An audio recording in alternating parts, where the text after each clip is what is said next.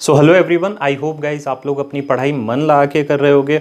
और बच्चों, आज फिर हम another very important very interesting topic of chemistry को स्टार्ट करने जा रहे हैं, that is line spectrum of hydrogen. So बच्चों, आप लोगों में से कई लोगों को इनमें डाउट था कि ये टॉपिक समझ नहीं आ रहा है, तो आज हम इस टॉपिक को बहुत ही ईजी वे में करने वाले हैं। बहुत आसान तरीके से मैं आपको ये टॉपिक समझा दूंगा। बदले में आपको केवल क्या करना है, कॉन्सेंट्रेट होकर इस टॉपिक को समझना है। At the end of the video ये टॉपिक आपको आराम से क्लियर हो जाएगा। तो चलो ध्यान दो जो मैं पढ़ाने वाला हूं अब, राइट। फोकस करो। देखो, अगर हम हाइड्रोजन गैस को किसी कंटेनर में रख के इलेक्ट्रिक डिस्चार्ज पास कर दें, क्या पास कर दें हम? Electric discharge. समझ में आ रहा है? हमने क्या किया, हाइड्रोजन गैस को इस कंटेनर में रख के इलेक्ट्रिक डिस्चार्ज पास कर दिया। क्या होता है इलेक्ट्रिक डिस्चार्ज? कोई नई चीज नहीं है, high voltage of electric current हमने हाइड्रोजन गैस से पास करवा दिया। समझ आ रही है बात? तो ये कंटेनर है, इसमें हाइड्रोजन गैस है और इसमें हमने क्या किया, electric discharge, high voltage of electric current pass करवाया।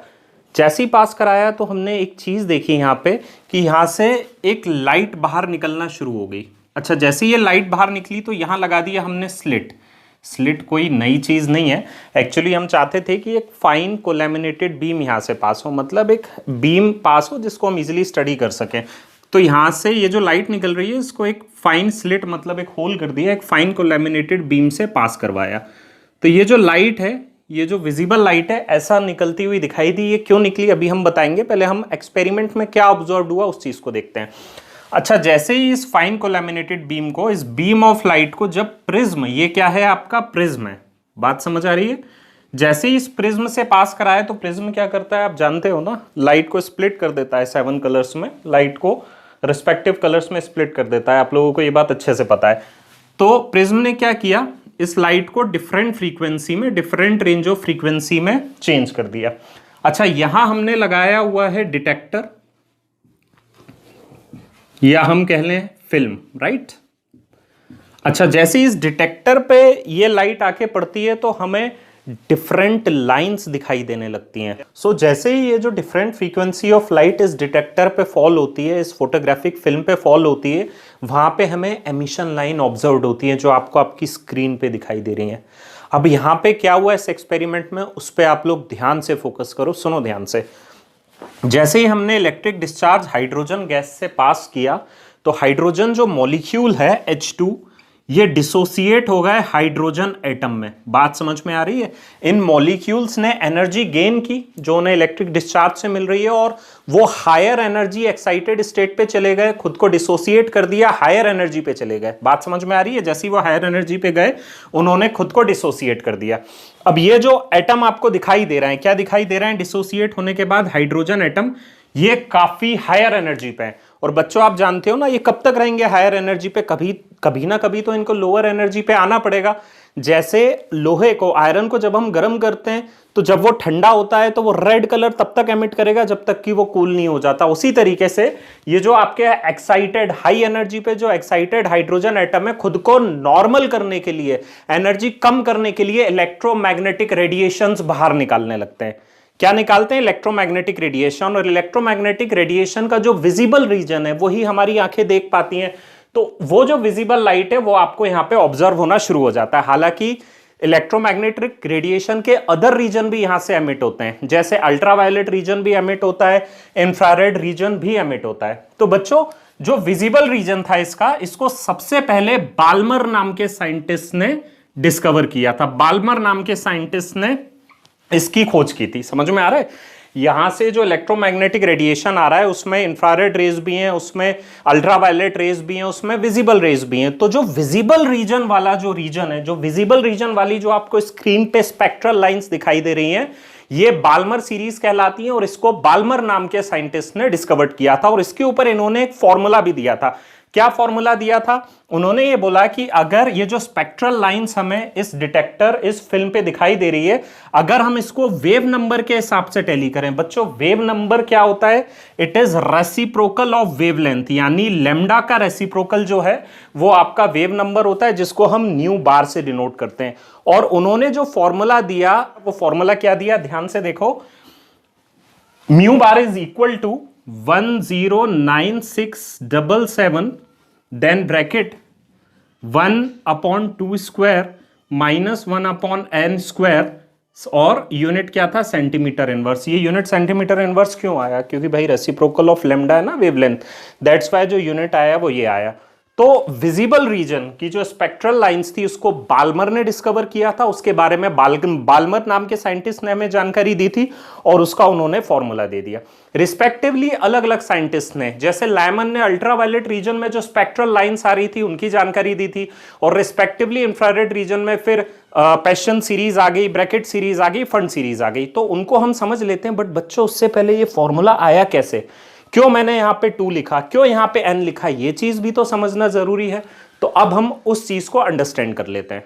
सो चलिए बच्चों, जैसा कि अभी आपने फॉर्मूला देखा बेलमर सीरीज का, वो फॉर्मूला कहां से आया उस पे हम फोकस करेंगे, और रिस्पेक्टिवली लायमन, पैशन, ब्रैकेट और फंड सीरीज के क्या फॉर्मूले होंगे, वो फॉर्मूले इस टाइप से क्यों हो रहे हैं, उन सब के बारे में हम लोग बात करते हैं। अब ध्यान से सुनो, यहां पे मैंने ये आपका एटम का न्यूक्लियस हो गया, और डिफरेंट एनर्जी लेवल के मैंने पहले से ही डायग्राम बना दिए हैं ताकि हमारा समय बच जाए।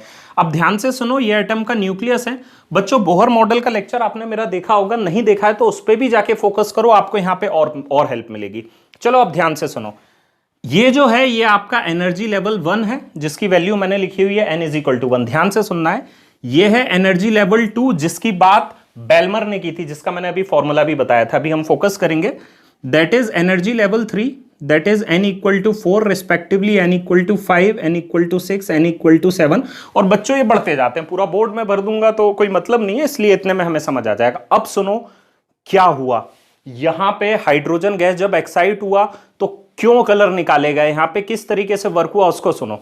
अब ध्यान से सुनो मेरी बात, जैसे ही हमने हाइड्रोजन गैस में इलेक्ट्रिक डिस्चार्ज पास किया, वो जो है एटम में डिसोसिएट हो गया, और उसके जो इलेक्ट्रॉन है वो एनर्जेटिकली एक्साइटेड हो गए। कहने का मतलब ये है कि ये हाइड्रोजन गैस का आपका इलेक्ट्रॉन रहा होगा, जैसे ये एनर्जेटिकली एक्साइटेड, ये इलेक्ट्रॉन लोअर एनर्जी स्टेट से हायर एनर्जी स्टेट में जंप कर गया होगा। हो सकता है ये इलेक्ट्रॉन यहां से जंप करके सेकेंड एनर्जी स्टेट में आ गया, लेकिन बहुत सारे मॉलिक्यूल्स हैं यहाँ पे, तो हो सकता है किसी और मॉलिक्यूल का इलेक्ट्रॉन जंप करके थर्ड एनर्जी शेल में चला गया होगा, थर्ड एनर्जी स्टेट में आ गया होगा। अब सुनो, ये जंप तो कर गए, लेकिन इनको स्टेबल भी होना है। कब तक ये हायर एनर्जी पे रहेंगे, इन्हें स्टेबल होना है ना, और स्टेबल होने के लिए इन्हें एनर्जी लूज करना होगी। और बच्चों जब ये इलेक्ट्रॉन एनर्जी लूज करके वापस अपनी ओरिजिनल स्टेट में आएगा, जैसे अगर n=1 से कोई इलेक्ट्रॉन जंप करके n=2 में गया, क्यों गया, क्योंकि उसको हमने इलेक्ट्रिक डिस्चार्ज दिया था यहाँ पे, तो जब वो लौट के आ रहा होगा तो वो कहां से आएगा, सेकेंड एनर्जी स्टेट से फर्स्ट एनर्जी स्टेट की तरफ। तो बच्चों जब वो एनर्जी लूज करेगा ना, तो यही एनर्जी इलेक्ट्रोमैग्नेटिक वेव्स के फॉर्म में लूज करता है। किस फॉर्म में लूज करता है यही एनर्जी, इलेक्ट्रोमैग्नेटिक रेडिएशन के फॉर्म में। बात समझ आ रही है।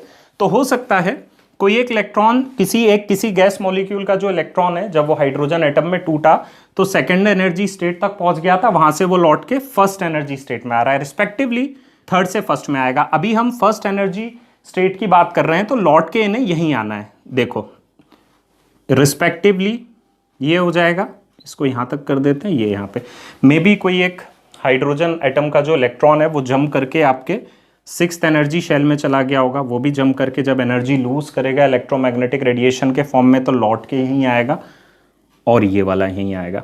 तो बच्चों जब n=1 वैल्यू थी, ये वाली जो सीरीज है ये अल्ट्रावायलेट रीजन में फॉल हुई थी, और इसको लायमन नाम के साइंटिस्ट ने डिस्कवर्ड किया था, इसीलिए इन सीरीज का जो नाम है वो क्या होगा, लायमन सीरीज। और लायमन ने जो बच्चों इसका फॉर्मूला दिया था, वो फॉर्मूला क्या दिया था, वेव नंबर के फॉर्म में।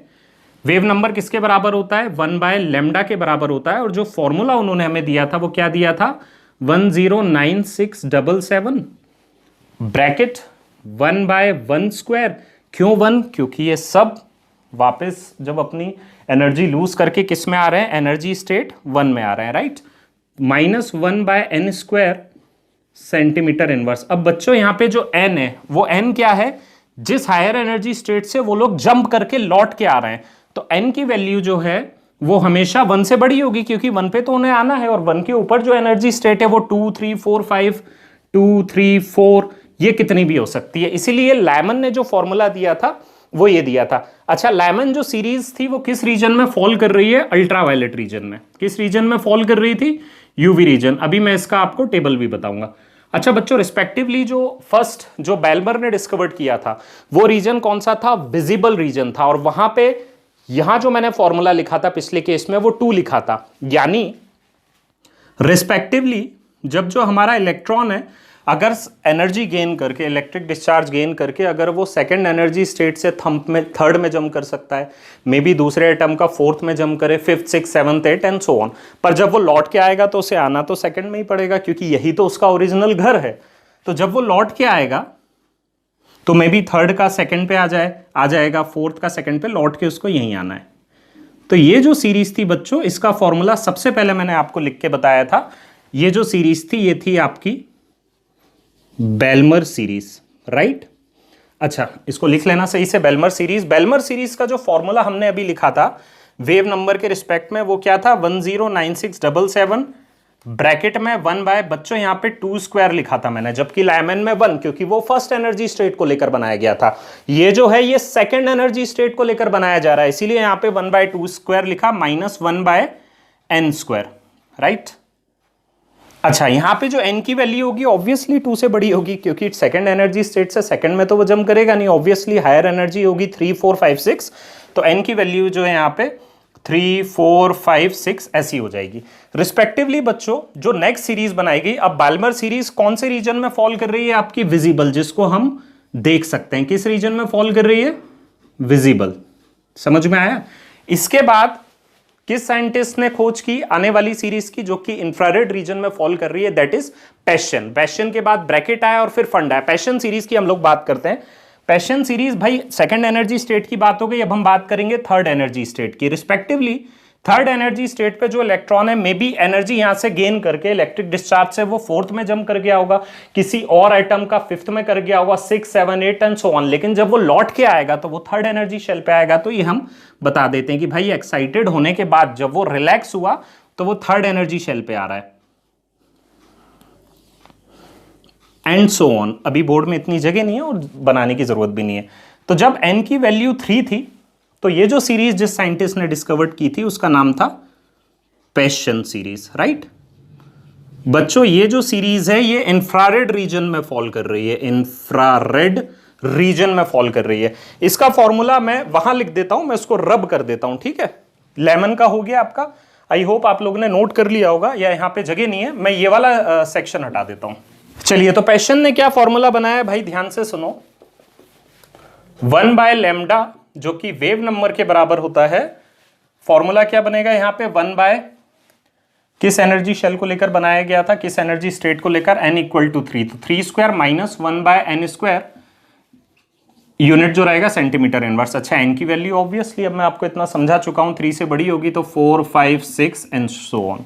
रिस्पेक्टिवली बच्चों ब्रैकेट सीरीज की हम बात करें, that is related to your fourth energy level. तो यहां से जो इलेक्ट्रॉन जंप किए होंगे डेफिनेटली वो लौट के यहीं आएंगे। तो ये वाली जो सीरीज है बच्चों, ये वाली जो सीरीज है, अब ये पैशन में हटा देता हूं, ये पैशन वाली आप लोग यहां लिख लेना, ठीक है। पैशन, ये वाली जो सीरीज हो गई ये हो गई आपकी, इसको रब कर देते हैं हम, ब्रैकेट सीरीज, ठीक है बच्चों। अच्छा, इसका फॉर्मूला अब आप लोग खुद से बनाओगे।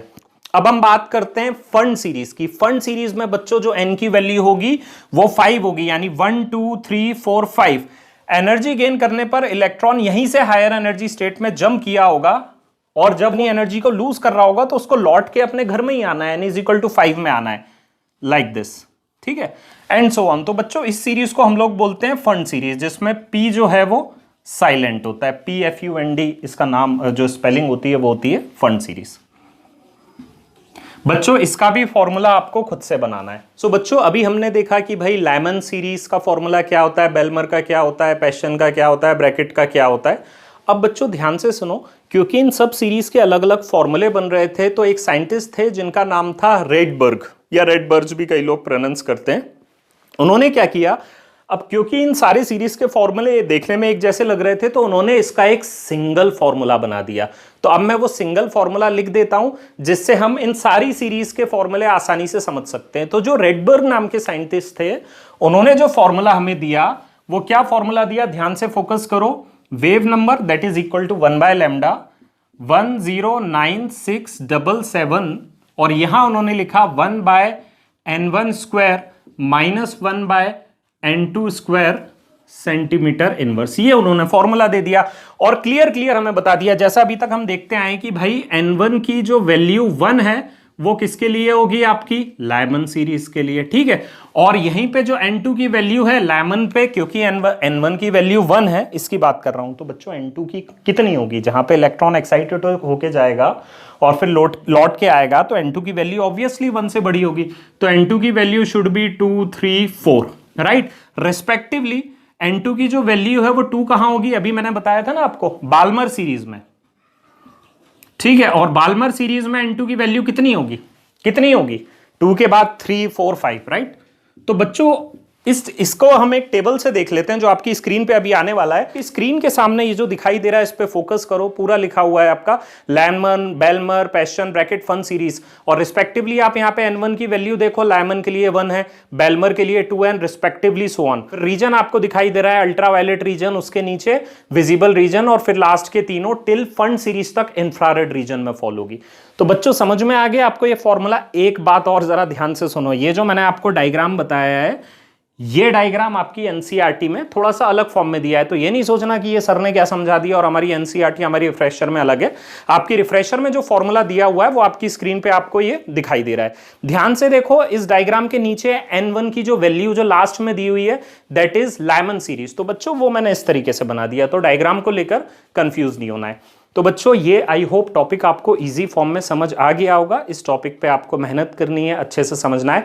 हम जाते जाते इससे रिलेटेड एक न्यूमेरिकल कर लेते हैं। सो बच्चों अब हम एक न्यूमेरिकल करके देख लेते हैं। ये न्यूमेरिकल आपकी स्क्रीन के सामने आ रहा होगा। क्या लिखा है इस न्यूमेरिकल में, ध्यान से सुनो। What is the wavelength of light emitted when an electron in hydrogen atom undergoes transition from energy level with n is equal to 4 to energy level with n is equal to 1।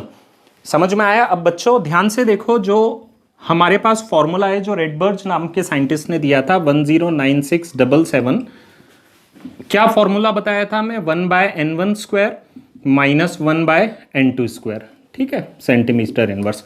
n2 क्या होता है, जब वो मैंने बताया था ना electron जब वहां से, जो मैंने आपको अभी डायग्राम शो किए थे कि भाई इलेक्ट्रॉन जो है आपका जम करके हायर एनर्जी लेवल पे चला गया, अब वो लौट के जब यहाँ पे आएगा तो n2 जो हायर एनर्जी लेवल वो होता है और n1 जो उसका पुराना घर है जहाँ पे उसको आना है वो चीज़ होती है।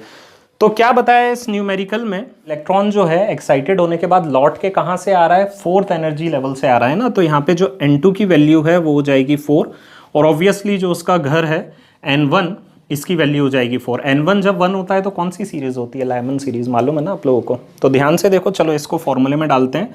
109677 1 बाय n1 स्क्वायर, n1 की वैल्यू कितनी है हमारे पास 1 स्क्वायर माइनस 1 बाय 4 स्क्वायर और सेंटीमीटर इनवर्स।